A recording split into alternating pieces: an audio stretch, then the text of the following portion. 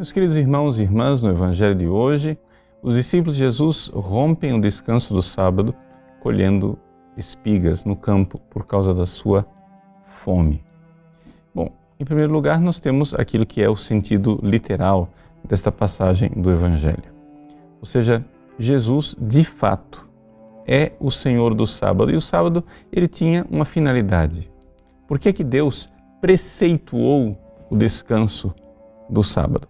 Exatamente para que nós tivéssemos tempo de estar em comunhão com Ele. Ora, Jesus está lá com os seus discípulos. Ele está lá com eles o tempo todo. Então, na realidade, aquilo que era a razão de ser do preceito do sábado, ou seja, a comunhão com Deus, estava acontecendo. É por isso que Jesus então diz que Ele é o Senhor do sábado, ou seja, os discípulos na realidade estavam cumprindo mais o descanso sabático do que os próprios fariseus. Por quê?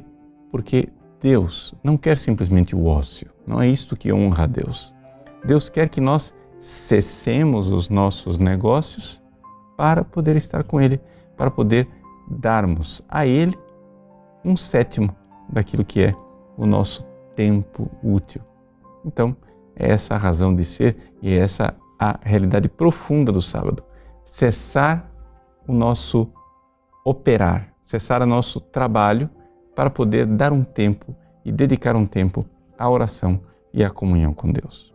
Bom, esse é o sentido literal daquilo que nós encontramos no Evangelho.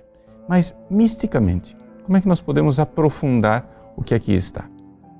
Veja, nós poderíamos interpretar aquele campo de trigo no qual os discípulos se encontram, né, como sendo um lugar onde eles estão, sim, colhendo. Estamos na época da colheita. Eles estão ali colhendo o quê? A palavra de Deus. Porque é isso que nós fazemos quando nós praticamos o sábado, ou seja, quando nós rezamos. A gente colhe a palavra de Deus. Uma vez que você colhe aquelas espigas, você precisa livrar os grãos das cascas. Isso daí é o meditar a palavra de Deus, ruminar aquela palavra, até que finalmente você encontra o núcleo, que é o núcleo da caridade, o núcleo do amor, da palavra de Deus que me alimenta verdadeiramente. Todos nós somos seres humanos famintos da palavra de Deus. Então é importante que você tire um tempo todos os dias para estar com Deus na oração. Veja, eu não estou falando aqui de terços, devoções, orações, digamos assim, já compostas. Você precisa ter um tempo para a sua oração privada, para a sua oração íntima com Deus. Um bom propósito é quando você começa fazendo isso, comungando todos os dias, tendo um tempo de intimidade com o Senhor, como nós falávamos ontem, quando eu meditei a respeito do casamento entre Jesus e nós, ou seja, entre Deus e nós. A comunhão é o momento mais íntimo. Mas se você não pode comungar, ou se você já comungou, mas quer, graças a Deus, se dedicar ainda mais à oração, o que é que você pode fazer?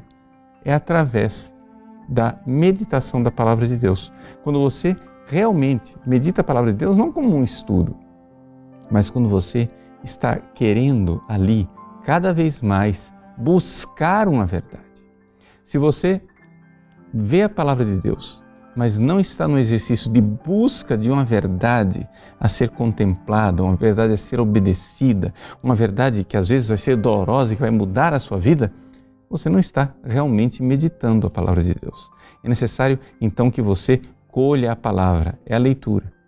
Quando você então colhe aqueles grãos da palavra de Deus, você precisa agora meditá-los. É a segunda fase. É a fase em que nós vamos ruminando, tirando as cascas, até que finalmente encontramos o núcleo do grão, aquele que nos alimenta. E aí, quando nós estivermos no amor, unidos a essa palavra que acabamos de meditar, ali acontece de fato o casamento com o Cristo. Então, o repouso sabático foi obedecido. Nós demos tempo para Deus. É esse o espírito do sábado. Dar tempo de oração, dar o nosso tempo para Deus e para estar com Ele. Deus abençoe você. Em nome do Pai, do Filho e do Espírito Santo. Amém.